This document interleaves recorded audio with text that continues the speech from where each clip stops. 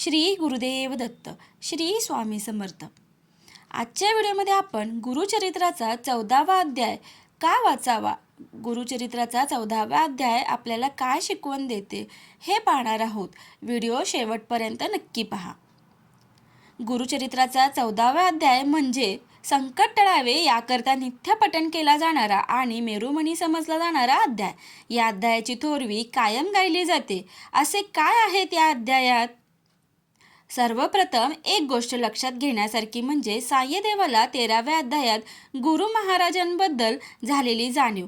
गुरु महाराज तीरावर आसनस्थ असताना सायदेव नदीवर आला आणि गुरु महाराजांना पाहता क्षणीच त्याला गुरु महाराजांच्या स्वरूपाची जाणीव होऊन त्याने साष्टांग प्रणिपात केला. तव देखिले गुरुसी येऊनी लागला चरणासे, नमन केले भक्तीसी मनोवाक्याय कर्मे. केवळ पाहताच परमात्मा स्वरूपाची जाणीव होणे यासाठी तितकी उपासना असणे आवश्यक आहे. त्याचवेळी गुरु महाराजांनी सायदेवाला उदरव्यथेच्या ब्राह्मणाला जेवू घालावे ही आज्ञा केली. उदरव्यथेच्या ब्राह्मणासोबत गुरु महाराजांना सायदेवाने आग्रहाने भिक्षेचे निमंत्रण दिले. विनवी तसे करुणा बाहळी यावे स्वामी भिक्षेसी. महाराज सायदेवाकडे उदरव्यथेच्या ब्राह्मणासह भिक्षेला आले.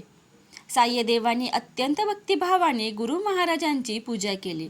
भिक्षा झाल्यावर सायदेवाने आपली व्यथा गुरु महाराजांच्या कानी घातली. म्हणाले, अहो महाराज, ज्या यवनाकडे मी सेवेला होत आहे तो प्रतिवर्षी ब्रह्मवध करीत असतो. यावेळी याचकरिता त्याने आज मला बोलवले आहे, तेव्हा अभयदान असावे. विचार करण्यासारखी गोष्ट म्हणजे सायदेव त्या यवनाचा नाश करा असे कुठेही म्हणत नाहीत. केवळ मला सांभाळा, मला अभय द्या. गुरु महाराज म्हणाले, तो यवन तुला काही करू शकणार नाही, तेव्हा त्याची भेट घेऊन परत यावे. तू परत येऊस तोवर मी इथेच आहे. सायदेव त्या यवनाकडे जाताच त्या यवनाला अत्यंतिक भय वाटले. आपले अवयव छेदन करीत असल्याचे जाणवून तो भयंकर घाबरला आणि त्याने सायदेवाची वस्त्रेभूषणे देऊन सन्मानाने पाठवणी केली. गुरु महाराजांनी त्या यवनाच्या बुद्धीत केलेला पालट हा कलाटणी देणारा ठरला. कुठेही अगदी मनात देखील हिंसा न आणता गुरु महाराजांनी शत्रुभय नष्ट केले. आपल्या शत्रूचा नाश व्हावा म्हणून दत्त महाराजांना प्रार्थना करणे म्हणजे एका प्रकारे केलेली मानसिक हिंसाच आहे. म्हणून तसे न करता कोणालाही न दुखावता शत्रुत्वाचा केलेला नाश हा अध्यायाचा विशेष आहे.